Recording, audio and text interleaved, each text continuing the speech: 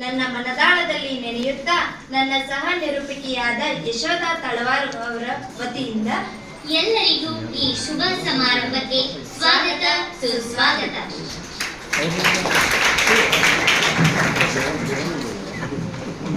ಸರ್ಕಾರಿ ಶಿಕ್ಷಕರ ಶಿಕ್ಷಣ ಮಹಾವಿದ್ಯಾಲಯ ಜಮಖಂಡಿ ಇಂದು ವಿದ್ಯಾರ್ಥಿಗಳ ಒಕ್ಕೂಟ ಹಾಗೂ ಸಾಂಸ್ಕೃತಿಕ ಕಾರ್ಯಕ್ರಮಗಳ ಉದ್ಘಾಟನಾ ಸಮಾರಂಭಕ್ಕೆ ಸಾಕ್ಷಿಯಾಗಲು ನಾವೆಲ್ಲರೂ ಅಣಿಯಾಗಿದ್ದು, ಕಾರ್ಯಕ್ರಮದ ವಾಡಿಕೆಯಂತೆ ವಿಶ್ವಗುರು ಸನಾತನ ಸಂಸ್ಕೃತಿಯ ಶ್ರೀಮಂತ ರಾಷ್ಟ್ರವಾದ ಭಾರತ ದೈವಭೂಮಿ ಪ್ರತಿ ಕಾರ್ಯದ ಚಾಲನೆ ಸರ್ವಂತರ್ಯಾಮಿಯ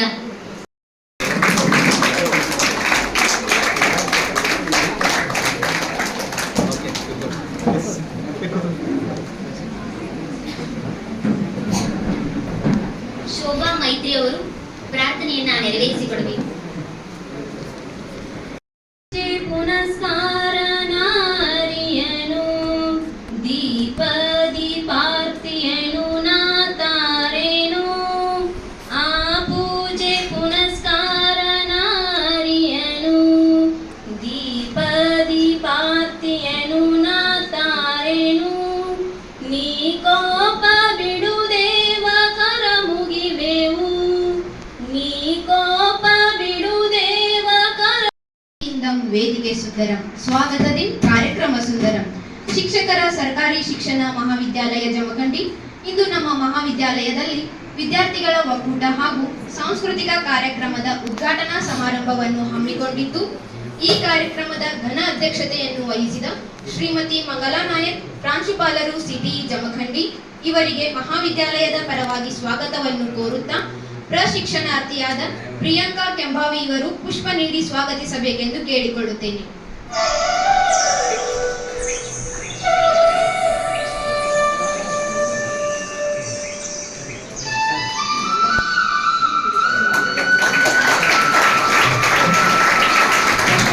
ಪ್ರಶಿಕ್ಷಣಾರ್ಥಿಗೆ ಧನ್ಯವಾದಗಳು.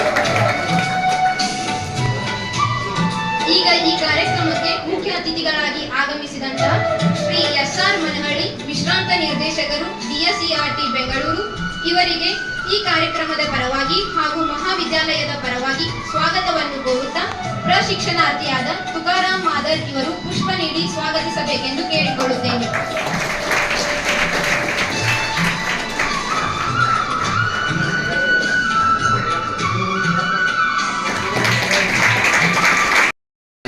ಕೇಳಿಕೊಳ್ಳುತ್ತೇನೆ.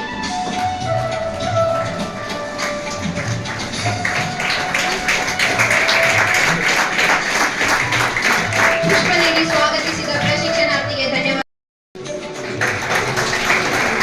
ಪಾಟೀಲ್ ಅವರು ಬಂದು ಪುಷ್ಪ ನೀಡಿ ಸ್ವಾಗತಿಸಬೇಕೆಂದು ಕೇಳಿಕೊಳ್ಳುತ್ತೇನೆ. ಪ್ರಶಿಕ್ಷಣಾರ್ಥಿಗೆ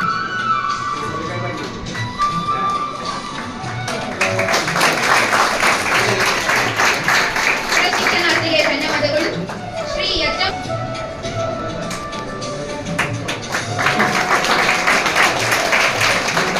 ಪ್ರಶಿಕ್ಷಣಾರ್ಥಿಗೆ ಧನ್ಯವಾದಗಳು ಎಂದು ಕೇಳಿಕೊಳ್ಳುತ್ತೇನೆ.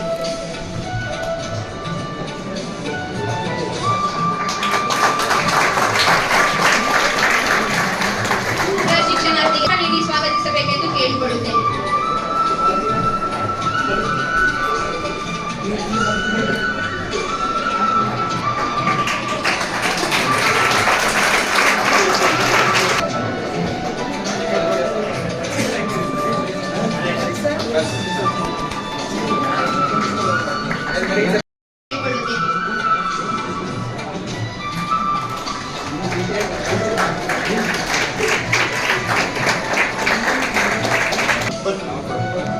ಮಹಾವಿದ್ಯಾಲಯದ ಎಲ್ಲ ಉಪನ್ಯಾಸಕರು ಪ್ರತಿನಿಧಿಗಳಿಗೆ ಪುಷ್ಪ ನೀಡಿ ಸ್ವಾಗತಿಸಬೇಕೆಂದು ಕೇಳಿಕೊಳ್ಳುತ್ತೇನೆ.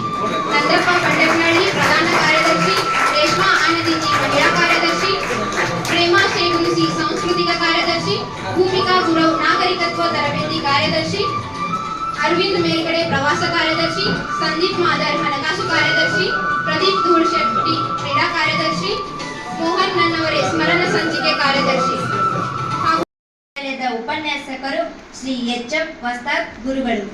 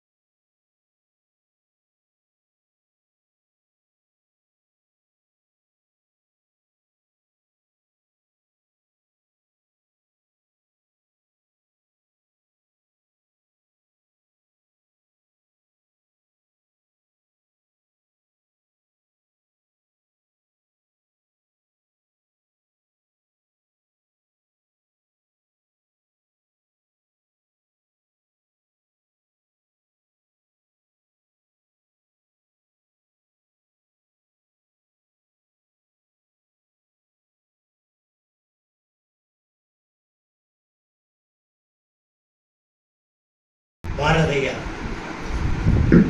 ಗಿರಿಗಿಡ ವಜ್ರ ಕಿರಿದೆನ್ನಬಹುದೇ ಬಾರದಯ್ಯ.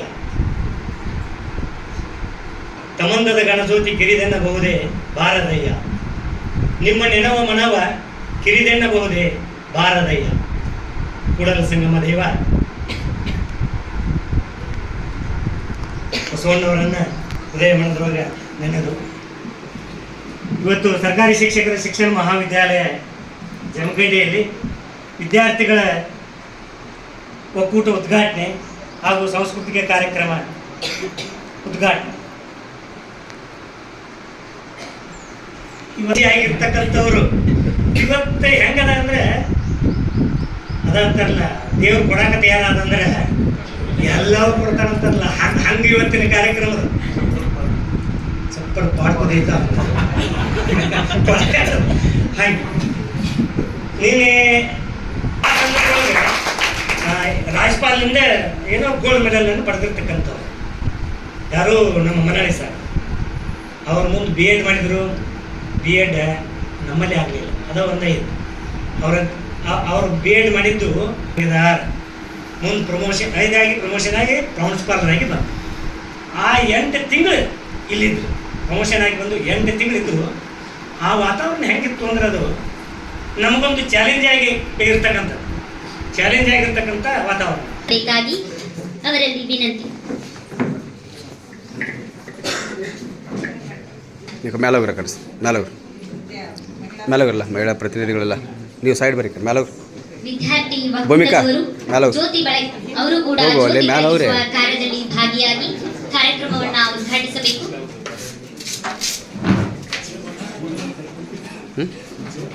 ಇರ್ರಿ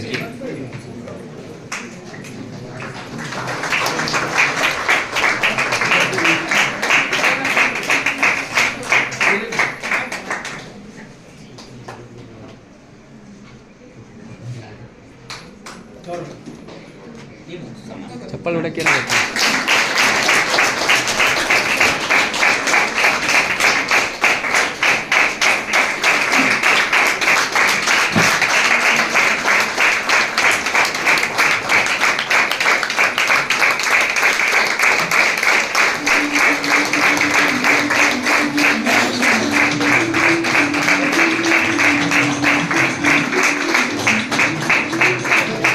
ಸರ್.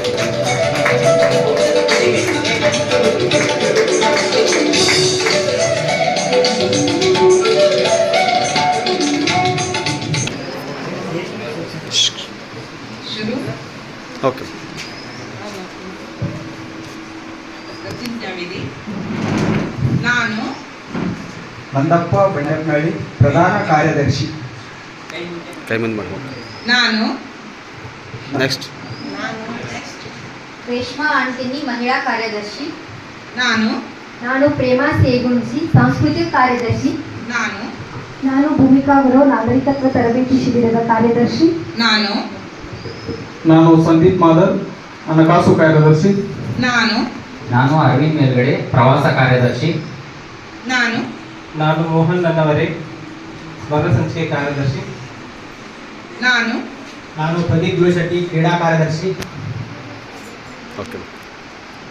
ಈ ಸಂಸ್ಥೆಯ ವಿದ್ಯಾರ್ಥಿ ಒಕ್ಕೂಟದ 2025ನೇ ಸಾಲಿನಲ್ಲಿ ಸಂವಿಧಾನದ ಆಶಯದಂತೆ ಕಾಲೇಜಿನ ಘನತೆ ಗೌರವಗಳಿಗೆ ಚ್ಯುತಿ ಬಾರದ ಹಾಗೆ ನಡೆದುಕೊಳ್ಳುತ್ತೇನೆಂದು ಸಂಸ್ಥೆಯ ನೀತಿ ನಿಯಮಗಳನ್ನು ತಪ್ಪದೆ ಪಾಲಿಸುತ್ತೇನೆಂದು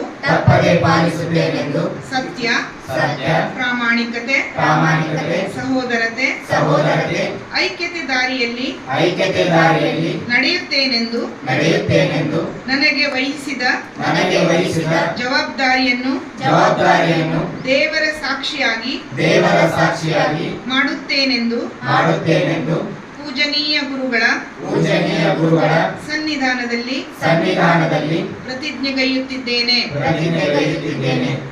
ಹುದ್ದೆಯನ್ನು ಬಂದು ನಿವೃತ್ತಿ ಹೊಂದಿರುವಂಥ ಸನ್ಮಾನ್ಯ ಶ್ರೀ ಮನಾಳಿ ಸಾಹೇಬ್ ಅವರೇ, ಈ ಕಾರ್ಯಕ್ರಮದ ವೇದಿಕೆ ಮೇಲೆ ಆಸೀನರಾಗಿರುವಂಥ ಕೆಲವರು 2ನೇ ವರ್ಷದಲ್ಲಿ ಅಭ್ಯಾಸ ಮಾಡ್ತಾ ಇದ್ದೀರಿ, ಕೆಲವರು ಹೊಸದಾಗಿ ಈ ವರ್ಷ ಪ್ರಥಮ ವರ್ಷಕ್ಕೆ ಫಸ್ಟ್ ಸೆಮಿಸ್ಟರ್ಗೆ ಅಡ್ಮಿಷನ್ ಪಡೆದಿದ್ದೀರಿ. ಇದು ಅಡ್ಮಿಷನ್ ಮಾಡ್ತಕ್ಕಂಥವ್ರು ನೀವು ನಮ್ಮೆಲ್ಲ ಉಪನ್ಯಾಸಕರನ್ನ ಎಲ್ಲ ಮೇಡಮ್ ಉಳ್ದೇವ್ ಮೇಡಮ್ ಅವರು ಇರ್ಬೋದು, ನಾಯಕ್ ಮೇಡಮ್ ಅವರು ಇರ್ಬೋದು, ನಮ್ಮ ಕೋರಿಗೆರೆ ಮೇಡಮ್ ಅವರು ಇರ್ಬೋದು, ಇವರೆಲ್ಲ KES ಪರೀಕ್ಷೆ ಪಾಸಾಗಿಯೇ ಬಂದಿರತಕ್ಕಂಥವ್ರು. ಎಲ್ಲ ಆದರ್ಶವಾದಿಗಳೇ ನಿಮಗೆ. ಎಲ್ಲ ಈ DDP ಕೇಡ್ರಲ್ಲಿ ಇರ್ತಕ್ಕಂಥ 3 ಜನರು ಇವರೆಲ್ಲ KES ಪಾಸಾಗಿ ಇವರೆಲ್ಲ ನಮ್ಮ ಬ್ಯಾಚಿನವರು. ಇವರು 3 ಜನ DDP ಕೇಡ್ರನವರು ಕೂಡ ನಮ್ಮ ಬ್ಯಾಚಿನವರು. ಈಶ್ವರ ನಾಯ್ಕರವರು, ಬಸವಂಡಿ ಸರ್ ಅವರು, ಈಶ್ವರ ನಾಯ್ಕ ನಮ್ಮ ಜಗದೀಶ್ ಸರ್ ಅವರು, ನಮ್ಮ ಬಾದವಾಡಿ ಸರ್. ಬಾದವಾಡಿ ಸರ್ ಎಲ್ಲಿ ಹೋದ್ರು? ಯಾಕೋ ಬರ್ತಾರೆ, ಫೋನ್ ಹೋಗಿತ್ತು ಸರ್. ಇರಲಿ, ಯಾಕಂದ್ರೆ ಅವರು PST ಮುಖ್ಯಸ್ಥರಲ್ಲ, ಅವ್ರು ಇರಬೇಕು ಎಲ್ಲ ಕೆಲಸ ಕಾರ್ಯಗಳಿಗೆ ಅವರೇ ಮೂಲ. ಇವತ್ತು ಭಾಳ ಖುಷಿ ಅನ್ನಿಸ್ತಕ್ಕಂಥದ್ದು, ನೀವೆಲ್ಲ ಏನು ಇಲ್ಲಿ ಪ್ರವೇಶ ಪಡೆದಿದ್ದೀರಿ, ನಿಮ್ಮ ಆದರ್ಶಗಳು ಚೆನ್ನಾಗಿರ್ಬೇಕು. SP ಅದರ, AC ಅದರ, DC ಆಗಿದ್ದಾರೆ, ಅವರೆಲ್ಲ ಬಂದಿದ್ರು. ಅವನ್ನೆಲ್ಲ ಕರೆಸಿದ್ವಿ ನಾವೆಲ್ಲ CTC ಕ್ಯಾಂಪ್ಗೆಲ್ಲ. ಮೇಡಮ್ ಅವರು ಅದನ್ನು ಅವಕಾಶ ಕೊಟ್ಟರು. ಅವ್ರು ಮೇಡಮ್ ಅವರು ಇಲ್ಲಿ ಇದ್ರಾಗ ಬಸವ ಚೈತನ್ಯ ಇದರಲ್ಲಿ ನಾಗರಿಕತ್ವ ತರಬೇತಿ ಶಿಬಿರ ಮಾಡಿದಾಗ ನನಗೂ ಕೂಡ ಮೇಡಮ್ ಅವರು ಮರೆಯಂಗಿಲ್ಲ. ನೋಡಿ ಹೆಂಗೆ ಕರೆಸಿದ್ದಾರೆ ಅಂದರೆ, ಈಗ ಬರ್ರಿ ಸರ್ ವೇದಿಕೆ ಮೇಲೆ ಇರ್ರಿ, ನಮ್ಮ ಮಕ್ಕಳಿಗೆ ಉಪದೇಶ ಮಾಡಿರಿ ಅಂತ ಹೇಳ್ತಿಗಳು ಅಂತೇಳಿ. ಯಾಕಂದರೆ ಭಾಳ ಮುಖ್ಯ ಅದು. ನಾವೆಲ್ಲ ಇಷ್ಟು ಜನ ಬಹುತೇಕ ಜನ ಮಹಿಳಾ ಪ್ರಶಿಕ್ಷಣಾರ್ಥಿಗಳೇ ಭಾಳ ಜನ ಅದಿರಿ, ಗಂಡು ಮಕ್ಕಳು ಭಾಳ ಕಡಿಮೆ ಅದಾವೆ. ಮೊದಲು ನಾವು ಫಸ್ಟ್ ನಾವಿದ್ದಾಗ TET ಎಕ್ಸಾಮ್ ಕೋಚಿಂಗ್ ಕೊಡ್ರಿ ಸರ್ ಅಂತ ಹೇಳಿದ್ವಿ ಅವರಿಗೆ. ಅವರು ಕೋಚಿಂಗ್ ಕೊಟ್ಟಾಗ 25 ಮಾರ್ಕ್ಸ್ನಲ್ಲಿ 23 ಮಾರ್ಕ್ಸ್ ಬಂದವು ನೋಡಿ. ಅಂದ್ರೆ 99% ಮಾರ್ಕ್ಸ್ ಏನಪ್ಪ ಅಂದ್ರೆ ಬರುವಾಗ ಅವರು ಹಾಸ್ಟೆಲ್ನಲ್ಲೇ ಇದು ಮಾಡಿ ಕೋಚಿಂಗ್ ಕೊಟ್ಟರು. ಆ ರೀತಿ ನಮ್ಮಲ್ಲಿ ಪ್ರತಿಭಾವಂತರು ಅದರ. ಅವರು ಪ್ರಭು ಹಿಡ್ಕಲ್ ಸರ್ ಯಾಕಂತಂದ್ರೆ ಎಲ್ಲ ರೀತಿಯಿಂದನೂ ಈ ಕಡೆಗೆ ಕಾಂಪಿಟೇಟಿವ್ ಎಕ್ಸಾಮ್ ಕೋಚಿಂಗು ಸರಿ, ಮತ್ತು ಏನು ಕಲ್ಚರಲ್ ಪ್ರೋಗ್ರಾಮ್ಸ್ ಇರ್ತಾವಲ್ಲ ಅವೆಲ್ಲ ನಾಟಕ ಮಾಡ್ತಾರೆ. ನಾಟಕದ ಯಾವ ಪಾತ್ರ ಮಾಡಿದ್ರಲ್ರಿ? ಅದು ಗಾಂಧೀಜಿ ಸರ್. ಗಾಂಧೀಜಿ ಪಾತ್ರ ಮಾಡಿದರು. ಅಷ್ಟು ಚೆನ್ನಾಗಿ ಏನಪ್ಪ ಅಂದರೆ ಮಾಡ್ತಾರೆ. ಪ್ರತಿಭಾವಂತ ನಮ್ಮ ಸುರೇಶ್ ಬೆಳ್ಳೂರು ಸರು, ಅವರು ಸುರೇಶ್ ಬೆಳ್ಳೂರು ಸರ್ ಇಂಗ್ಲೀಷ್ ಹೆಂಗದ ಅಂದರೆ ಯೂನಿವರ್ಸಿಟಿಯಲ್ಲಿ ಪ್ರೊಫೆಸರ್ ಏನು ಟೀಚ್ ಮಾಡ್ತಾರಲ್ಲ ಆ ಲೆವೆಲಿಗೆ ಅದು. ಆಲ್ರೌಂಡ್ ಅದು. ಅವ್ರದ್ದು ಏನಂದ್ರೆ ಅಷ್ಟು ಲಿಟ್ರೇಚರ್, ಅಷ್ಟು ಇಂಗ್ಲೀಷ್ ಲಿಟ್ರೇಚರ್ ಚೆನ್ನಾಗಿದೆ. ಮತ್ತು ಹಿಸ್ಟ್ರಿ ನೌಕರಿ ಸಿಕ್ಕ ಮೇಲೆ ಏನಾಗಿಬಿಡ್ತದೆ ಅಂದ್ರೆ ಟೈಮ್ ಪ್ರಕಾರ ಶಾಲೆಗೆ ಹೋಗಂಗಿಲ್ಲ, ಹೋದ್ಮೇಲೆ ಅವಧಿಯಲ್ಲಿ AU ಆಗಿ BU ಆಗಿ DDP ಆಗಿ JD ಆಗಿ ಎಷ್ಟೊಂದು ಸಾವಿರಾರು ಶಾಲೆಗಳನ್ನು ಸಂದರ್ಶನ ಮಾಡಿರ್ತೀವಿ ನಾವು. ಎಲ್ಲ ಅನುಭವಗಳಾಗಿರ್ತವೆ ನಮಗೆ. ಯಾಕಂದರೆ ನೀವು ಮುಂದೆ ಶಿಕ್ಷಕರಾದ್ರೆ ಒಳ್ಳೆ ಆದರ್ಶ ಶಿಕ್ಷಕರಾಗ್ರಿ. ಇಲ್ಲ ಅಂತಂದ್ರೆ ಇಲಾಖೆಯನ್ನು ಕೆಡಿಸೋದಾದ್ರೆ ನೀವು ಶಿಕ್ಷಕರಾಗಲಿಕ್ಕೆ ಹೋಗಬೇಡ್ರಿ. ಇಲಾಖೆಯನ್ನು ಮಕ್ಕಳ ಭವಿಷ್ಯನ ಹಾಳು ಮಾಡೋದ್ರ ಸಲುವಾಗಿ ಆದರೆ ಶಿಕ್ಷಕರಾಗೋದು ಬೇಡ. ಯಾಕಂದ್ರೆ ಮನೆಗೆ ಇದ್ರೂ ಚೆನ್ನಾಗಿ ನೀವು ಸಂಸಾರ ನಿಭಾಯಿಸ್ಬೋದು. ಈಗ ಯಾರು ಹಸಿವಿನಿಂದ ಬಳಲು ಹಂಗಿಲ್ಲ. ಈಗೆಲ್ಲ ಸರ್ಕಾರ ಎಲ್ಲರೂ ಪುಕ್ಸಟ ಕೊಡೋದು ಬಿಡ್ತದೆ. ಅಕ್ಕಿ ಕೊಡ್ತದ, ದುಡ್ಡು ಕೊಡ್ತದ, ಎಲ್ಲ ರೀತಿಯಿಂದ ಕೊಡ್ತಾರೆ. ಅದಕ್ಕಾಗಿ ಆದಷ್ಟು ನೀವು ಸ್ಪರ್ಧಾತ್ಮಕ ಪರೀಕ್ಷೆಗಳನ್ನು ಸಹಿತ ಪ್ರಯತ್ನ ಮಾಡಿ. ಹೆಣ್ಮಕ್ಳಿಗೆ 50% ದೇವಸ್ಥಾನಗಳು, ಮೈಸೂರು, ಬೆಂಗಳೂರು ಎಲ್ಲ ಕಡೆ ಹೋಗಿ ಒಳ್ಳೆ ಅನುಭವವನ್ನು ಪಡ್ಕೊಂಡು, ಮತ್ತು ಅವ್ರು ಹೆಂಗೆ ಅಂತಾರೆ ಆ ರೀತಿ ಅವಕಾಶ ಮಾಡಿಕೊಟ್ಟಿವಿ ನಾವು. ನೀವು ಪಿಕ್ನಿಕ್ ಅಂದ್ರೆ ಪಿಕ್ನಿಕ್ ಕರ್ಕೊಂಡು ಹೋದ್ವಿ. ಎಲ್ಲ ಭಾಳ ಚೆನ್ನಾಗಿ ಇದು ಮಾಡಿದ್ವಿ. ಮತ್ತು ಒಳ್ಳೆ ಫಲಿತಾಂಶನೂ ಕೂಡ. ಇಲ್ಲಿ ಕಲಿತಿರ್ತಕ್ಕಂಥವ್ರು ಅಸಿಸ್ಟೆಂಟ್ ಕಮಿಷನರ್ ಆಗಿದ್ದರು. ಯಾರು? ಹುಲ್ಲಳ್ಳಿ ಸಿದ್ದು ಹುಲ್ಲಳ್ಳಿ ಹೆಸರು ಕೇಳಿರಲ್ಲ. ಜಮಖಂಡಿಗೆ AC ಸಾಹೇಬ್ರು ಅವರು. ಈಗ Belagavi medical officer, Belagavi medical ಕಾಲೇಜಿಗೆ ಇದ್ದಾರೆ ನೋಡಿ. ಅವರು ಕೂಡ ಈ ಸಂಸ್ಥೆಗೆ, ಯಾಕಂದ್ರೆ ನಾವು ಕಲ್ತೀವಂದ್ರೆ ನಮ್ಮ ಕಾಲೇಜಿಗೆ ಏನಾದರೂ ಸೇವೆ ಸಲ್ಲಿಸ್ಬೇಕಂತ ತಿಳ್ಕೊಂಡು ಅವರು AC ಆಗಿದ್ದಾಗ ಅಲ್ಲಿ ಹಾಸ್ಟೆಲ್ ಇದೆ ನೋಡಿರ್ಬೇಕು ನಿಮಗೆಲ್ಲ, ಬಾಯ್ಸ್ ಹಾಸ್ಟೆಲ್. ಆ ಹಾಸ್ಟೆಲು ಬೇರೆಯವರು ಪಾಲಾಗುವಂಥದ್ದು. ಬೇರೆಯವರು ಪಾಲಾಗಬೇಕಾದದ್ದನ್ನು ಅವ್ರು ಏನು ಮಾಡಿದ್ರು ಅಂದ್ರೆ ಸುಮಾರು ಈಗ ಒಂದು 10-15 ಕೋಟಿ ಕೊಟ್ಟರು ಅದು ಜಾಗ ಸಿಗಂಗಿಲ್ಲ. ನಾನು ಪ್ರಿನ್ಸಿಪಾಲ್ ಆಗಿದ್ದಾಗ ಅದರ ಉತ್ತಾರ ಸಮೇತ ನಮ್ಮ ಹೆಸರಲ್ಲೇ ಮಾಡಿಸಿಕೊಟ್ರು ನೋಡಿ. ಎಷ್ಟು ನಾವು ಧನ್ಯವಾದಗಳು ಹೇಳಿದ್ರು ಕೂಡ ಕಡಿಮೆ. ಯಾಕಂದ್ರೆ ಈ ಸಂಸ್ಥೆಯ ವಿದ್ಯಾರ್ಥಿ ಒಬ್ಬ ಕಾಳಜಿ ಇಟ್ಕೊಂಡು ಅಷ್ಟೆಲ್ಲ ಮಾಡೋದ್ರ ಜೊತೆಗೆ ಆ ಹಾಸ್ಟೆಲ್ಗೆ ಎಷ್ಟು ಖರ್ಚು ಮಾಡಿದ್ದಾರೆ ಅಂದರೆ ಸ್ವಂತ 20 ಲಕ್ಷ ತನಕ ಖರ್ಚು ಮಾಡಿರೋರು. ಮತ್ತು MLA ಅವರು ಫಂಡ್ ಹಾಕ್ಸಿದ್ರು, MLC ಫಂಡ್ ಹಾಕ್ಸಿದ್ರು. ಗಿರಾಣಿ ಅವ್ರದ್ದು ಹಾಕ್ಸಿದ್ರು, ಮತ್ತು ನ್ಯಾಮಗೌಡ ಸಾಗರದ ಹಾಕ್ಸಿದ್ರು, ಎಲ್ಲರದು ಅವೆಲ್ಲ ಫಂಡ್ ಹಾಕ್ಸಿ ಏನಪ್ಪ ಅಂದ್ರೆ ನನಗೆ ಹ್ಯಾಂಗಲ್ಲ ಅಂತ ಅನ್ಬಾರ್ದು. ನಾವು ಹೀಗೆ ಅನ್ಕೋತಿದ್ವಿ, ನಾವು ಹೇಳಿದ್ರಲ್ಲ ಸರ್, ಬಡತನದಾಗಿದ್ದು ನಾವು ಏನು ಆಗ್ತೀವೋ ಇಲ್ಲೋ, ಬರೀ ಭಾಳ ಜನ ಏನಪ್ಪ ಅಂದ್ರೆ ಎಲ್ಲ ಚೆನ್ನಾಗಿರ್ತಾರ ಅಂತೇಳಿ ಮಾತು ತಲೆಯಾಗ ಕುಂತ್ಬಿಡ್ತು ನನಗೆ. ಹೋಗೋಣ ಏನು ಮಾಡೋದು, ಹೇಳಕ್ಕೆ ಹೋಗ್ತೀನಿ, ಸರಿಯಾಗಿ ಹೇಳಕ್ಕೆ ಬರೋದು, ಅವಸರ ಇದ್ದಾಗ ಹೋದ ಎಸಂತ ಹೊರಗೆ ಬಂದ್ಬಿಟ್ಟೆ. ಅಂದ್ರೆ ಮೊದಲನೇ ಸಲ B.Ed ಮಾಡಿ ನನಗೆ ಸ್ಟೇಜ್ ಕರಿಯರ್ ಇರಲಾರ್ದಕ್ಕಾಗಿ ಏನಾಗ್ಬಿಡ್ತು ಅಂದ್ರೆ ನಾನು ಅಷ್ಟಕ್ಕೆ ಮೊಟಕುಗೊಳಿಸಿ ಬಂದೆ. ಆದ್ರೆ ಅದೇ ಏನಾಯ್ತು ಅಂದ್ರೆ ಫೈನಲ್ ಲೆಸನ್ನಲ್ಲಿ ಹಿಸ್ಟ್ರಿ ಪಾಠ ಕೊಟ್ಟೆ. ಅದು ಪ್ರಾಕ್ಟೀಸಿಂಗ್ ಹೈಸ್ಕೂಲ್ ಐತೆ ಅಲ್ಲೇ ನಮ್ಮ B.Ed ಕಾಲೇಜ್ ಸಮೀಪ. ಆ ಪ್ರಾಕ್ಟೀಸಿಂಗ್ ಹೈಸ್ಕೂಲ್ನಲ್ಲಿ B.Ed ಇದು ಯಾವುದು ಆಡಳಿತವನ್ನು ಮಾಡಿದಂತಹ ಮಂಗ್ಲಾ ನಾಯ್ಕ್ ಮೇಡಮ್ ಅವರೇ, ಈ ಸಂದರ್ಭದಲ್ಲಿ ಉಪಸ್ಥಿತರಿದ್ದರು. ಆಕಸ್ಮಿಕವಾಗಿ ಬೀರು ಊರಿಗೆ ಬಂದವರು, ಜೊತೆಗೆ ಈ ಕಾರ್ಯಕ್ರಮದಲ್ಲಿ ಬಂದು ಮುಖ್ಯ ಅತಿಥಿ ಸ್ಥಾನವನ್ನು ವಹಿಸಿಕೊಂಡು ಅನುಭವವನ್ನು ಹಂಚಿಕೊಳ್ಳುವುದರ ಜೊತೆಗೆ ನಿಮಗೆ ಶುಭವನ್ನು ಕೋರಿ ಮುಂದೆ ಹೀಗಾಗಬೇಕು ಅಂತ ಹೇಳಿದಂತಹ ಗೋನಾಳ್ರವರೇ, ಈ ಸಂದರ್ಭದಲ್ಲಿ ವೇದಿಕೆಯ ಮೇಲೆ ಅಲ್ಲಿ ಹೋಗಿ ಪದ್ಯ ಓದಿ ಬಂದವರಾಗಿದ್ದಾರೆ. ಅಂತಿಂತ ಪದ್ಯ ಅಲ್ಲ, ಏನು ನಾಡು ಸ್ವತಂತ್ರ ಆಗೋದಕ್ಕಾಗಿ ಮೈಲಾರ ಮಹಾದೇವ ಅಂತ ಏನು ಕರಿತಾ ಇದ್ದಾರೆ, ಆ ಮೈಲಾರ ಮಹಾದೇವನನ್ನು ನೆನೆಸ್ಕೊಂಡು ನೀರು ಕವನವನ್ನು ಮಾಡಿ ಅದನ್ನು ಅಕ್ಕ ಸಮಯದಲ್ಲಿ ಓದಿ ಬಂದಂಥ ಶಾರದಾಂಬಳವರು. ಮತ್ತು ಲಿಂಗಾನಂದ ಕವಿಮಠರು ತುಂಬ ಒಳ್ಳೆಯ ಶಿಕ್ಷಕರು.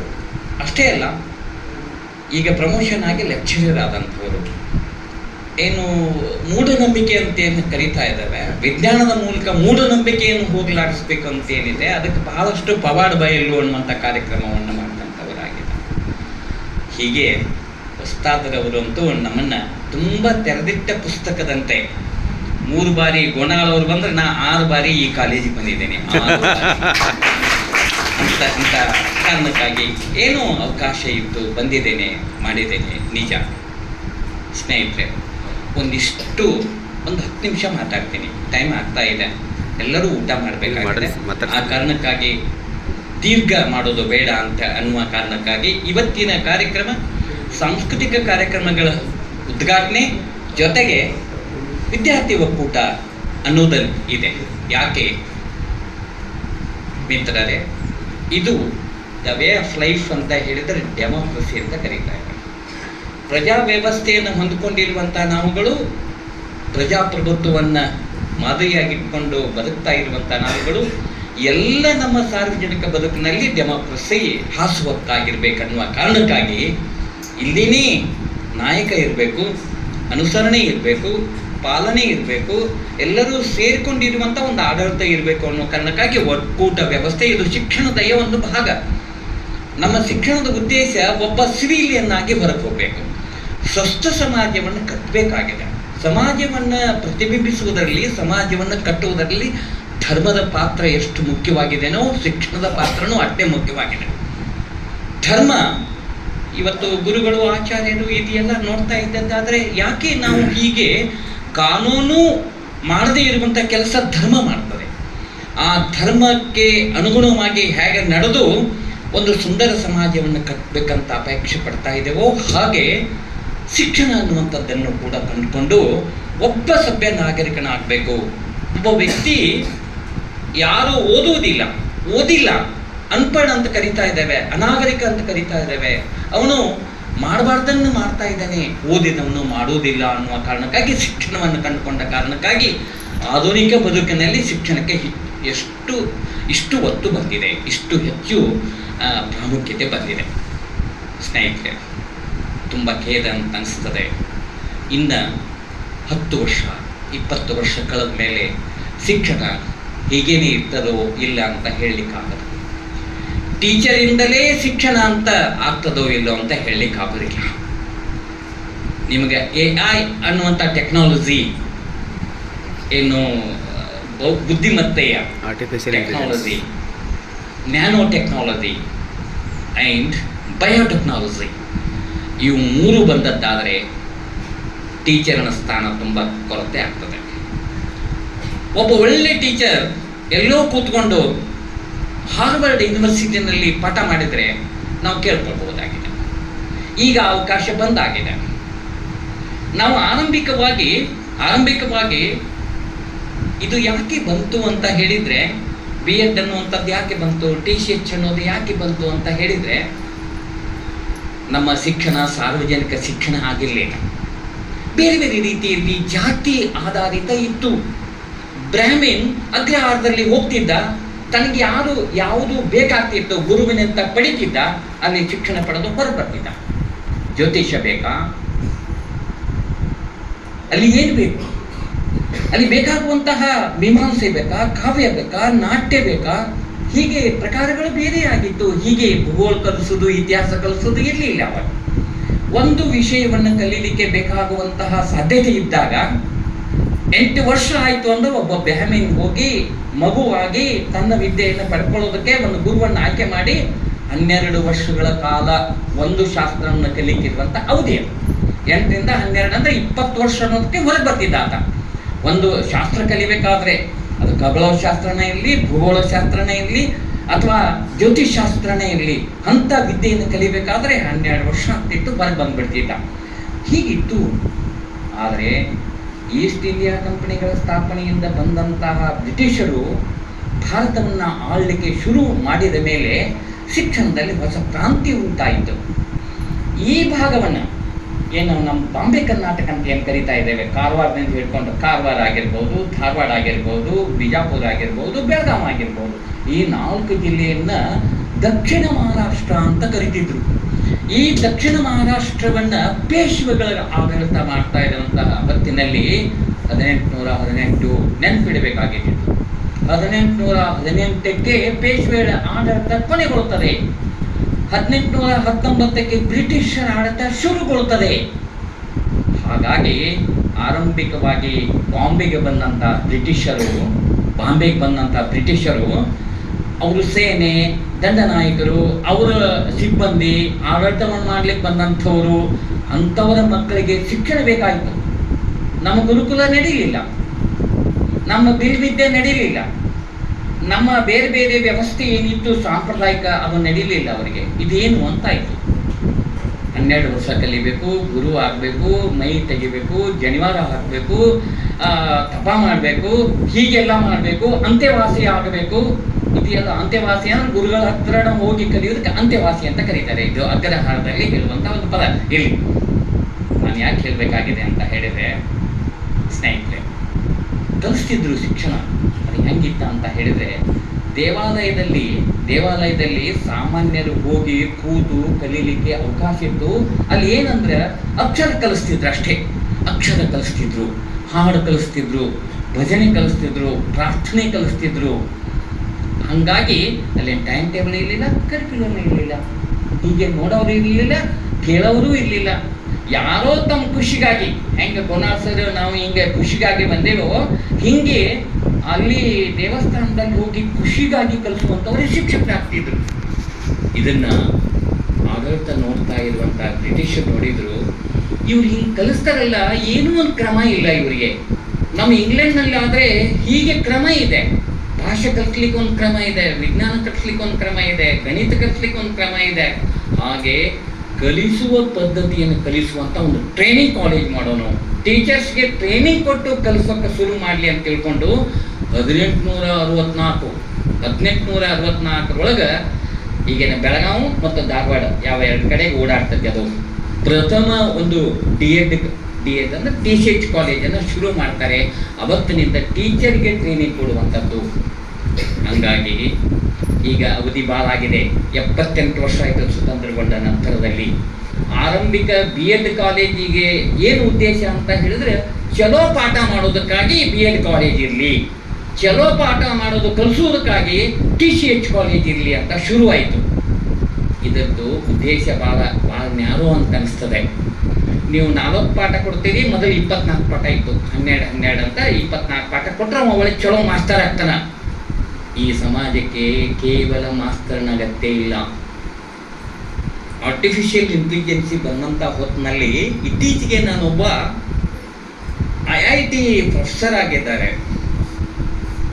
ಅವರು ಶಿವಮೂರ್ತಿ 1 ಲೆಕ್ಚರ್ ಪಾಠ ಮಾಡಿದ್ರು. ಏನು ಅಂತ ಹೇಳಿದ್ರೆ, ಇವತ್ತು ಶಿಕ್ಷಕರು ಹಿಂದಿನ ಹೊತ್ತಿನಲ್ಲಿರುವಂತಹ ಒಂದು ಬೋರ್ಡನ್ನು ಬಳಸಿ ಒಂದು ಚಾಕನ್ನು ಹಿಡಿದು ಪಾಠ ಮಾಡಕ್ಕೆ ಹತ್ತಿದ್ರೆ ಅದೇ ಹರ್ಬಾರ್ಟನ ಸ್ಟೆಪ್ ಉಪ್ಪಿಟ್ಟಿಗೆ ತಗೋ, ಉದ್ದೇಶಕತನ ಹೊರಡಿಸು, ವಿಷಯ ವಿವರಣೆ ಮಾಡು, ರೀಕ್ಯಾಪ್ಚುಲೇಷನ್ ಮಾಡು, ಗೃಹ ಪಾಠ ಮಾಡು, ಮನೆಗೆ ಹೋಗು. ಇದು ನಡೆಯುವುದಿಲ್ಲ. ಈಗ ಕಾಲ ಬದಲಾಗಿದೆ. ಎರಡು ಪದ, ಟೆಕ್ನಾಲಜಿ ಆ್ಯಂಡ್ ಈ ಡಿಜಿಟಲೈಜೇಷನ್ ಅನ್ನುವಂಥದ್ದು ಬಂದಿದೆ. ಟೆಕ್ನಾಲಜಿ ಆ್ಯಂಡ್ ಡಿಜಿಟಲೈಜೇಷನ್ ಇವು ಬಂದ ಕಾರಣಕ್ಕಾಗಿ ಶಿಕ್ಷಕ ಪ್ರಶ್ನಾರ್ಹ ಆಗ್ತಾ ಇದ್ದಾನೆ.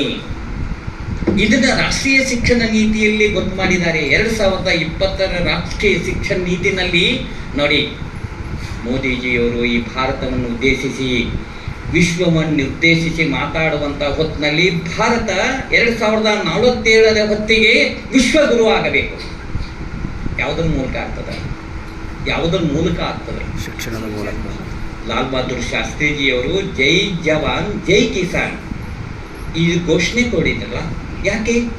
62-64 ಹೊತ್ತಿನಲ್ಲಿಂದ ನಮಗೆ ಬಡತನ ಇದ್ದ ಕಾರಣಕ್ಕಾಗಿ, ಹಸಿವೆ ಕಾಡ್ತಾ ಇರುವ ಕಾರಣಕ್ಕಾಗಿ, ಈ ಬೆಳೆಯನ್ನು ತೆಗಿತಾ ಇರುವಂಥ ರೈತನಿಗೆ ಜಯವಾಗಲಿ ಅಂತ ಹೇಳಿದ ಕಾರಣಕ್ಕಾಗಿ, ಹಸಿರು ಕ್ರಾಂತಿಯನ್ನು ಕಂಡುಕೊಂಡ ಕಾರಣಕ್ಕಾಗಿ ಅವತ್ತು ಅಮೇರಿಕದವರು ಒಂದಿಷ್ಟು ಉಪ್ಪಿಟ್ಟು ಕೊಟ್ಟರೆ ಅದೇ ದೊಡ್ಡದಾಗಿತ್ತು ನೋಡಿ. ಆ ಘೋಷಣೆ ಇವತ್ತು ಎಷ್ಟು ಸಮೃದ್ಧ ಅಂತ ಹೇಳಿದ್ರೆ, ಹೈಬ್ರಿಡ್ ತಳಿಗಳನ್ನು ಕೊಂಡ ಕಾರಣಕ್ಕಾಗಿ ನಮ್ಮ ಹಸಿವೆಯನ್ನು ನೀಗಿಸಿ ಯಾವುದು ಇಂಪೋರ್ಟ್ ಮಾಡ್ಕೊಳ್ತೇವೋ ಅದನ್ನು ಎಕ್ಸ್ಪೋರ್ಟ್ ಮಾಡುವಂಥ ಸಾಧ್ಯತೆಯನ್ನು ಮಾಡ್ಕೊಂಡಿದ್ವಿ. ಒಬ್ಬಾತ 64-66 ಕೊತಾರಿ ಹೇಳಿದ್ರು, ಭಾರತದ ಭವಿಷ್ಯ ವರ್ಗದ ಕೊಠಡಿಯಲ್ಲಿ ನಿರ್ಮಿಸಲ್ಪಡ್ತದೆ. ಎಷ್ಟು ಅಗಾಧವಾದಂಥ ಮಾತಲ್ಲ. ಭಾರತ ಬದಲಿಯಾಗಬೇಕು ಅಂತ ಹೇಳಿದರೆ ಮಕ್ಕಳಿಗೆ ಹೆಚ್ಚು ಒತ್ತು ಕೊಡಬೇಕು ಅಂತ ಅವನ ಆಶೆ ಆಗಿತ್ತು. ಶಿಕ್ಷಣದ ಮೂಲಕ ಹೆಚ್ಚು ಒತ್ತು ಕೊಟ್ಟದ್ದಾದರೆ ನಾಳೆ ಬರುವಂಥ ನಾಗರಿಕರು ಈ ಭಾರತವನ್ನು ಪ್ರಕಾಶಿಸುತ್ತಾರೆ. ಅದನ್ನು ಮುಂದುವರೆದ ಭಾರತೇ ವಾಜಪೇಯಿ ಅವರು ಹೇಳಿದರು, ಭಾರತ ಪ್ರಕಾಶಿಸುತ್ತದೆ, ಬ್ರೈಟ್ನೆಸ್ ಅಂತ ಕರೀತಾರೆ. ಹಾಗೆ ಇವತ್ತಿನ ಪ್ರಧಾನಿ ಹೇಳ್ತಾ ಇದ್ದಾರೆ, ಆರ್ಥಿಕ ಸಬಲತೆಯನ್ನು ಕಾಡ್ತಾ ಇರುವ ಕಾರಣಕ್ಕಾಗಿ ನಾವು 2047ಕ್ಕೆ ಭಾರತ ವಿಶ್ವಗುರು ಆಗ್ತಾ ಇದೆ ಅಂತ ತಿಳ್ಕೊಂಡು, ಯಾವುದರ ಮೂಲಕ ಆಗ್ತಾ ಇದೆ ಅನ್ನುವಂತ ಹೇಳೋದರಲ್ಲಿ AI ಅದನ್ನು ಕುರಿತು ಹೇಳುವಲ್ಲಿ ಅವರು ಮೊನ್ನೆ ಫ್ರಾನ್ಸಿಗೆ ಹೋಗಿ ಇಡೀ ಜಗತ್ತಿಗೆ ಆರ್ಟಿಫಿಷಿಯಲ್ ಇಂಟೆಲಿಜೆನ್ಸಿ ಬಗ್ಗೆ ಒಂದು ಸಮಾವೇಶ ಇದ್ದಂಥ ಹೊತ್ತಿನಲ್ಲಿ ಫ್ರಾನ್ಸ್ನಲ್ಲಿ ಮಾತಾಡ್ತಾ ಇದ್ದದ್ದಾದರೆ, ಜಗತ್ತಿನ ವಿಜ್ಞಾನಿಗಳು ಭಾರತದ ಪ್ರಧಾನಿ ಮಾತಾಡುವಂಥ ಮಾತುಗಳನ್ನು ಅಗಾಧತೆಯಿಂದ ಕೇಳ್ತಾ ಇದ್ದಾರೆ. ಎಷ್ಟು ಬದಲಾವಣೆ ಆಗ್ತದೆ. ನಮ್ಗೆ ಆ ಜ್ಞಾನ ಗೊತ್ತಿಲ್ಲ. ನಮಗೊಂದು ಮೊಬೈಲ್ ಜ್ಞಾನ ಬಂದಿದ್ದಕ್ಕೆ ಇಷ್ಟೆಲ್ಲ ಬದಲಾವಣೆ ಆಗಿದೆ ಅಂತ ತಿಳ್ಕೊಂಡು, ಬರೀ ಒಂದು ಮೊಬೈಲ್, ಒಂದು ಕಂಪ್ಯೂಟರ್, ಐಟೆಪ್ ಅಂತ ಏನು ಕರೀತಾ ಇದ್ದೇವೆ, ಅದು ಬಂದ ಕಾರಣಕ್ಕಾಗಿ ಇಷ್ಟು ಜ್ಞಾನದಲ್ಲಿ ಸ್ಫೋಟ ಆಗಿದ್ದಾಗ, ಇನ್ನು AI ಬಂದಾಗ, ನ್ಯಾನೋ ಟೆಕ್ನಾಲಜಿ ಅಂತ ಅನ್ನುವಂಥದ್ದು ಬಂದಾಗ, ಇಂಥ ಹೊಸ ಕ್ಷೇತ್ರ ಬಂದಂಥ ಹೊತ್ತಿನಲ್ಲಿ ನಾವು ಏನಾಗಬೇಕು ಅನ್ನೋದು ಕಷ್ಟ ಆಗ್ತದೆ. ಹಂಗಾಗಿ BEdನಲ್ಲಿ ಬರೇ ನಾ ಚಲೋ ಪಾಠ ಮಾಡ್ತೀನಿ, ನಾ ಚಲೋ ಮಾಸ್ತರ್ ಆಗ್ತೀನಿ ಅನ್ನುವಂಥ ಸೀಮಿತ ಸಂಕುಚಿತ ಉದ್ದೇಶಕ್ಕಿಂತ ಭಿನ್ನ ಆಗಬೇಕಾಗಿದೆ. ಅದಕ್ಕಾಗಿ ಶಿಕ್ಷಣ ನೀತಿ 2030ನೇ ಹೊತ್ತಿಗೆ ಇಂಥ ಟ್ರೈನಿಂಗ್ ಕಾಲೇಜುಗಳು ಇರುವುದಿಲ್ಲ, ಅದು ಬೇರೆ ರೀತಿಯಲ್ಲಿ ಆಗ್ತದೆ. ಅದಕ್ಕೆ ಇಂಟಗ್ರೇಟೆಡ್ ಟೀಚರ್ ಎಜುಕೇಷನ್ ಪ್ರೋಗ್ರಾಮ್ ಅನ್ನುವಂಥದ್ದು 3 ರೀತಿಯಲ್ಲಿ BEd ಅವಕಾಶಗಳು ಬರ್ತಾ ಇದೆ. ITEP ಅಂತ ಬರ್ತದೆ, ಇಂಟಗ್ರೇಟೆಡ್. ಅದಕ್ಕೆ ಹೇಳಿದ ಹಾಗೆ ನಮ್ಮ ವಿದ್ಯಾರ್ಥಿಗಳು BEdನಲ್ಲಿ ಪಾಠ ಮಾಡಿ ಒಳ್ಳೆ ಟೀಚರ್ ಆಗುವುದರ ಜೊತೆಗೆ ತಜ್ಞರಾಗಬೇಕು. ನೋಡಿ, ಸಿಗ್ಮಂಡ್ ಫ್ರೈಡನ ಒಂದು ಸಂಶೋಧನೆ, ಒಂದು ಸೆಕ್ಸ್ ಅನ್ನುವಂಥ ಸಂಶೋಧನೆ ಎಷ್ಟು ಅಗಾಧವಾದಂಥ ಪರಿಣಾಮ ಬಿತ್ತು. Adolescent psychology, child psychology, adolescent psychology ಒಳಗೆ 16 ವಯದ ಮಗುವಿನನ್ನು ಕಂಟ್ರೋಲ್ ಮಾಡೋದು ಹೇಗೆ, 15 ವಯದ ಮಗುವಿನನ್ನು ಕಂಟ್ರೋಲ್ ಮಾಡೋದು ಹೇಗೆ, ಹುಡುಗ ಹುಡುಗಿಯರನ್ನು ಕೂಡಿಸಿದರೆ ಶಿಕ್ಷಣ ಹೇಗಾಗ್ತದೆ, ಬರೇ ಬಾಲಿಕೆಯ ಶಾಲೆಯ ಶಿಕ್ಷಣ ಹೇಗಾಗ್ತದೆ. ಒಂದೇ ಒಂದು ಪ್ರಯೋಗ, ಸಿಗ್ಮಂಡ್ ಫ್ರೈಡ್ ಅನ್ನುವಂಥವನು ಕಂಡುಕೊಂಡಿರುವಂತಹ ಒಂದು ಶೋಧ ಇಷ್ಟೆಲ್ಲ ಮಾಡಲಿಕ್ಕೆ ಪ್ರಯತ್ನ ಆಯಿತು. ಒಂದು ಬಣ್ಣಗಳ ಆಲೋಚನೆಯಲ್ಲಿ ಮಾಂಟೋಸರಿ ಪ್ರಯೋಗ ಮಾಡ್ತಾ ಇದ್ದಾಳೆ. ಆರಂಭದಲ್ಲಿ 3 ವರ್ಷದ ಮಗುವಿಗೆ ಈ 7 ಬಣ್ಣಗಳನ್ನು ಬಳಸಿಕೊಂಡು ಮಗುವಿಗೆ ಜ್ಞಾನವನ್ನು ಆಬ್ಜೆಕ್ಟಿವ್ ಆಗಿ ಪರಿವರ್ತಿಸೋದಕ್ಕೆ ಹೆಂಗಾಗ್ತದೆ. ಅವರಿಗೆ ಎಮೋಷ್ನಲ್ ಕೋಶಂಟ್ ಹೆಂಗೆ ಮಾಡಬಹುದಾಗಿದೆ, ಸೈಕೋಮೋಟರ್ ಡೊಮಿನನ್ನು ಹೇಗೆ ಮಾಡಬಹುದಾಗಿದೆ, ಕಾಗ್ನಿಟಿವ್ ಆಗಿರುವಂಥ ಡೊಮಿನನ್ನು ಹೇಗೆ ಮಾಡ್ಬೋದು ಅಂತ ಮಾಂಟೋಸರಿ ಅವಳು ಡಾಕ್ಟರ್, ಇಟಲಿಯ ಒಂದು ಡಾಕ್ಟರ್. ಆಕೆ ಮಾಂಟೋಸರಿ ಪ್ರಯೋಗ ಮಾಡಿದ ಕಾರಣಕ್ಕಾಗಿ ಇವತ್ತಿಗೆ ನಾವು ಸುಮಾರು ವರ್ಷ ಕಳೆದಾದ ಮೇಲೆ ಅವ್ರು ಕಂಡುಕೊಂಡಿರುವಂಥದ್ದು 54ನೇ ಇಸ್ವಿಗೆ ಕಂಡುಕೊಂಡಿದ್ದಾದರೆ ಇವತ್ತು ಮಾಂಟೋಸರಿ ಪದ್ಧತಿಯನ್ನು ನಾವು ಭಾರತದಲ್ಲಿ ಆರಂಭಿಕವಾಗಿ ಬಳಸ್ಕೊಳ್ತಾ ಇದ್ದೇವೆ. ಯಾಕೆ? ಒಂದು ಅಧ್ಯಯನ ಹೇಳ್ತದೆ 3 ವರ್ಷದಿಂದ 6 ವರ್ಷ ಅನ್ನೋದ್ರೊಳಗಾಗಿ ಮಗುವಿನ ನಮ್ಮ ಬ್ರೇನಿನ 85% ಡೆವಲಪ್ ಆಗಿಬಿಡ್ತದೆ. 6 ವರ್ಷ, 6ರಿಂದ 14ರವರೆಗೆ 10% ಆಗ್ತದೆ. 18 ಅನ್ನೋದ್ರೊಳಗೆ ಕಂಪ್ಲೀಟ್ ಆಗ್ತದೆ. 18 ಆಗಿಂದ ಅವ ಅನುಭವದ ಮೇಲಿಗೆ ಕಲಿತಾನೆ ಹೊರತು ಅವನ ಬ್ರೈನ್ ಡೆವಲಪ್ಮೆಂಟ್ ಅಲ್ಲಿಗೆ ಸ್ಟ್ಯಾಟಿಕ್ ಆಗ್ತದೆ ಅನ್ನುವಂಥದ್ದನ್ನು. ಅದಕ್ಕೆ ಸ್ನೇಹಿತರೆ, ನೀವೀಗ ಆಲೋಚನೆ ಮಾಡಬೇಕು. ನೀವು ಟೀಚರ್ ಆದರೆ ಮಾತ್ರ ಸಾಲದು, ತಜ್ಞರಾಗಬೇಕು. ನಮ್ಮ ಡೆಲ್ಲಿನಲ್ಲಿ ಒಂದು ಯೂನಿವರ್ಸಿಟಿ ಇದೆ, ನಮ್ಮ ಸರ್ಕಾರದ್ದು NCERT ಹೆಂಗಿದೆಯೋ ಹಂಗೊಂದು ಯೂನಿವರ್ಸಿಟಿ ಇದೆ, national university for educational planning and administration ಅಂತ. ನ್ಯೂಪ ಅಂತ ಇದೆ. ಆ ನ್ಯೂಪ ಏನು ಆಲೋಚನೆ ಮಾಡ್ತಾರೆ ಗೊತ್ತಾ? ನೋಡಿ, ಡೆಲ್ಲಿ 140 ಕೋಟಿ ಜನರ ಭವಿಷ್ಯವನ್ನು ಆಲೋಚನೆ ಮಾಡ್ತಾರೆ. ಈ ಶಿಕ್ಷಣದ ಮೂಲಕ ಭಾರತವನ್ನು ಪರಿವರ್ತಿಸುವುದು ಹೇಗೆ? ಹಾಗಾದರೆ ಜೈ ಜವಾನ್ ಜೈ ಕಿಸಾನ ಹೇಳಿದ್ನಲ್ಲ, ರೈತನ ಮೂಲಕ ಹಸಿವನ್ನು ಹಿಂಗಿಸುವುದು ಹೇಗೆ ಅಂತ ಒಬ್ಬ ಪ್ರಧಾನಿ ಆಲೋಚನೆ ಮಾಡಿದರೆ, ನಮ್ಮ ನಾಯಕರಾಗಿರುವಂಥವರು ಈ ಭಾರತವನ್ನು ಬದಲಿಸುವುದು ಹೇಗೆ ಅಂತ ತಿಳ್ಕೊಂಡು ಹೇಳಿದರೆ, ಆ ಶಿಕ್ಷಣ ಅದಕ್ಕೆ ಸಾಧನ ಆಗುವುದಾಗಿದ್ದರೆ ಆ ಶಿಕ್ಷಣವನ್ನು ಕೊಡಬೇಕಾಗಿರುವಂಥ ನೀವುಗಳು ಎಂಥ ಪಾತ್ರವನ್ನು ಆಡಬೇಕಾಗತ್ತೆ, ಎಂಥ ಪಾತ್ರ ಆಡಬೇಕಾಗತ್ತೆ. ಆಗಲೇ ಹೇಳಿದ ಹಾಗೆ ಒಂದು ಕಾಲ ಇತ್ತು, ಏನೂ ಕ್ರಮ ಇಲ್ಲದೆ ಇದ್ದಂಥ ಹೊತ್ತಿನಲ್ಲಿ ಅಕ್ಷರ ಕಲಿಸುವಂತಹ, ಚಿತ್ರಪಟಗಳ ಮೂಲಕವಾಗಿ ಕಲಿಸುವಂತಹ, ಭಜನೆಗಳನ್ನು ಕಲಿಸುವಂತಹ, ಹಾಡನ್ನು ಕಲಿಸುವಂಥವರಿಗೆ ಒಂದು ಸಿಸ್ಟಮೆಟಿಕ್ ಆಗಿರುವಂಥದ್ದು. ಇದು ಕರಿಕ್ಯುಲಮ್ ಅಂದ್ರೆ ಹೀಗಿರಬೇಕು, ಸಿಲೆಬಸ್ ಅಂದ್ರೆ ಹೀಗಿರಬೇಕು, ಪಾಠ ಅಂದ್ರೆ ಹೀಗಿರಬೇಕು, ಒಂದು ಪಾಠ ಅಂದರೆ 45 ನಿಮಿಷ ಇರಬೇಕು ಅಂತ ತಿಳ್ಕೊಂಡು ಒಂದು ಕ್ರಮ ಮಾಡಿದ್ರಲ್ಲ.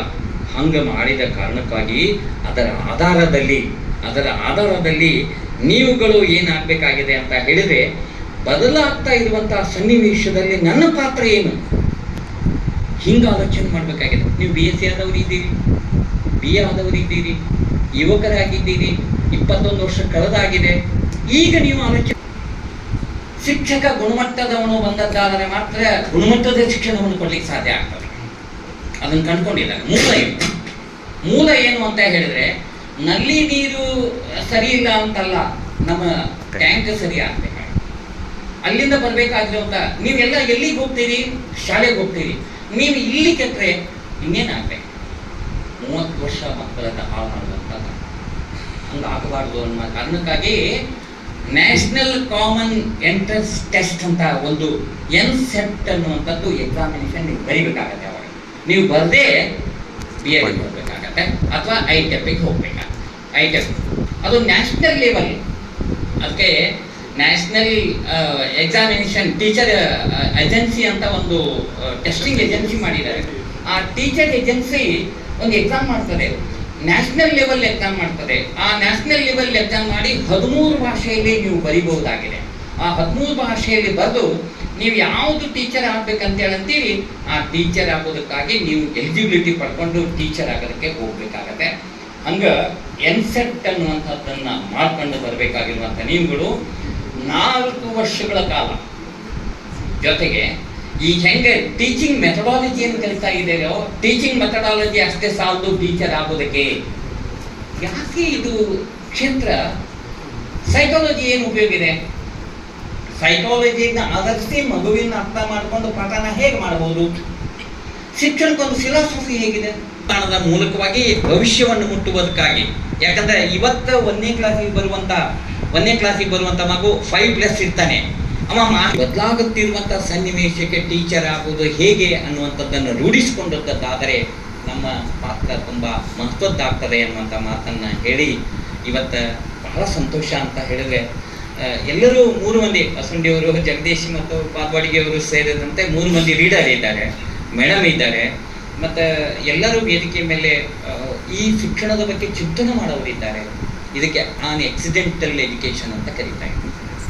ಶಾಲೆಯಾಗ ಹೋಗಿ ಕಲಿಯೋದಕ್ಕೆ ಔಪಚಾರಿಕ ಶಿಕ್ಷಣ ಅಂತ ಕರೆದ್ರೆ, ಅನೌಪಚಾರಿಕ ಶಿಕ್ಷಣ ರೇಡಿಯೋ ಇತ್ಯಾದಿ ಟಿವಿ ಮೂಲಕ ಇದು ಪ್ರಸಾರ ಆಗುವಂಥದ್ದಂತ ಕಲಿತ್ರೆ, ಹಿಂಗೇನು ಒಂದು ಉಪನ್ಯಾಸ ಇತ್ಯಾದಿ ಆಕಸ್ಮಿಕವಾದಂಥವರು ಹೊರಗಲಿಂದಂಥವ್ರು ಬಂದು ಅನುಭವದ ಮೂಲಕ ಹೇಳುವಂಥ ಮಾತುಗಳನ್ನು ಆಕ್ಸಿಡೆಂಟಲ್ ಎಜುಕೇಷನ್ ಅಂತ ಕರೀತಾ ಇದ್ದಾರೆ. ಹಾಗೆ ನೀವುಗಳು ನಮ್ಮ ಕಣ್ಣಾಗ ಹೆಂಗೆ ಅರ್ಜುನನಿಗೆ ಏನು ಕಾಣಿಸ್ತದಂತ ಹೇಳಿದ್ರೆ, ಭೀಮನಿಗೆ ಗಿಡ ಕಾಣುತ್ತೆ, ಅರ್ಜುನನಿಗೆ ಹಕ್ಕಿ ಕಾಣಿಸ್ತದೆ. ಹಕ್ಕಿಯೊಳಗೆ ಏನು ಕಾಣಿಸ್ತದ, ಕಣ್ಣ ಕಾಣಿಸ್ತದಂತ.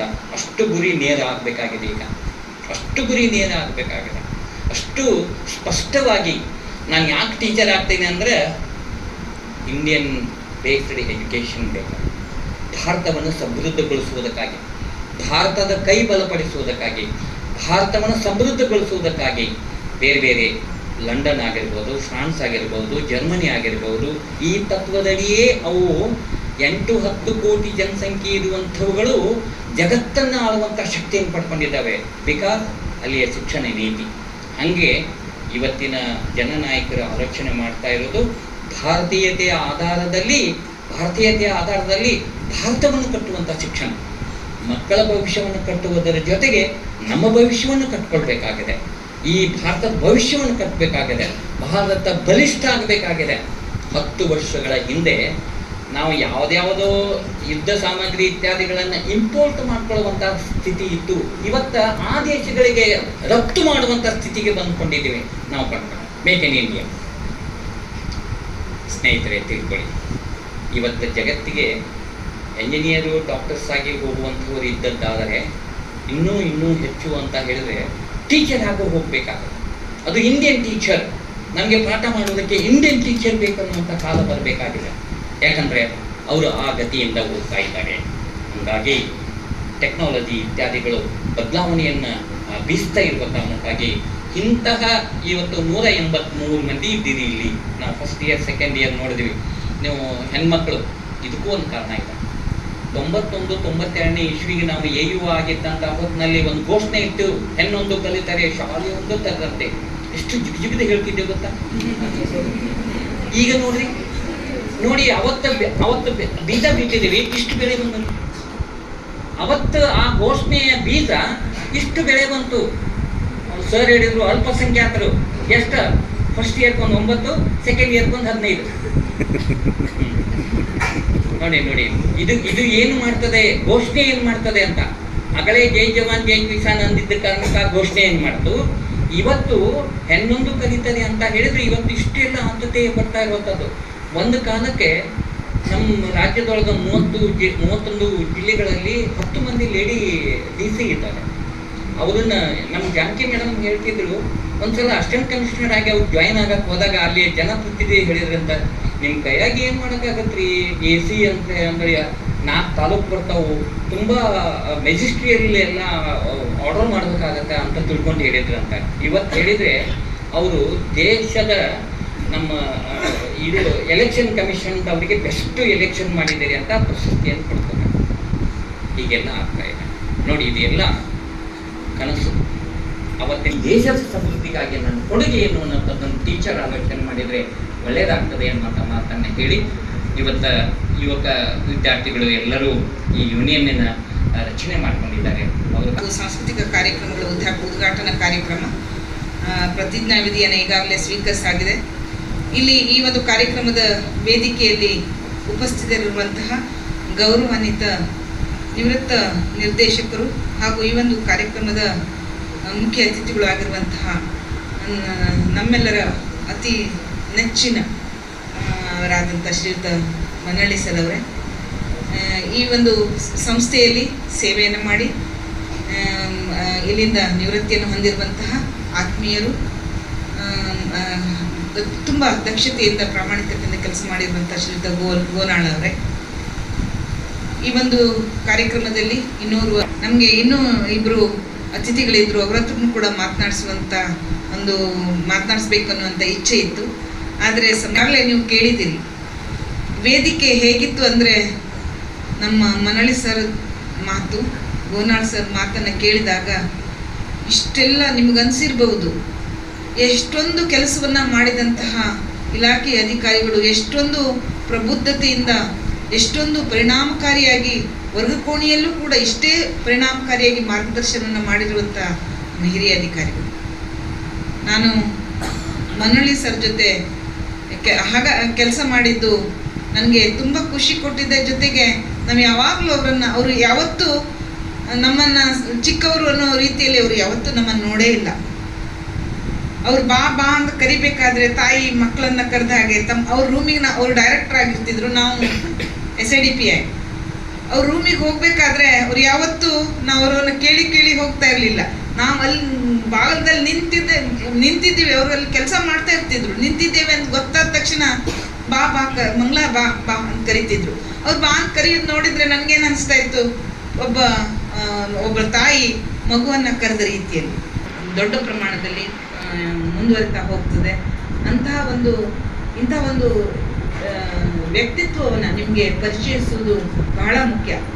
ಆ ಒಂದು ಕಾರಣಕ್ಕಾಗಿ ಇಂಥವನ್ನೆಲ್ಲರನ್ನ ನಾವು ಕರೆಸಿ ನಮ್ಮ ಇವತ್ತು ಆಕಸ್ಮಿಕವಾದರೂ ಒಂದು ಒಳ್ಳೆಯ ಒಂದು ಕಾರ್ಯಕ್ರಮವನ್ನು ಕೊಡಲಿಕ್ಕೆ ಸಾಧ್ಯವಾಗಿದ್ದಕ್ಕೆ ನನಗೆ ತುಂಬ ಖುಷಿ ಆಗ್ತಾ ಇದೆ. ಇವರೆಲ್ಲರೂ ಏನು ಒಳ್ಳೆಯ ಒಂದು ಪ್ರಭುತ್ವವನ್ನು ಹೊಂದಿರುವಂಥ ಎಲ್ಲ ಗಣ್ಯಮಾನ್ಯರನ್ನು ಈ ವೇದಿಕೆಯಲ್ಲಿ ಜಾಸ್ತಿ ಏನು ಕರೀಲಿಲ್ಲ. ನಾನು ಅವ್ರಿಗೆ ಕೆಲಸ ಇದ್ರೂ ಕೂಡ ನಾನು ಜಸ್ಟ್ ಒತ್ತಾಯ ಮಾಡಿಸ್ತೀನಿ.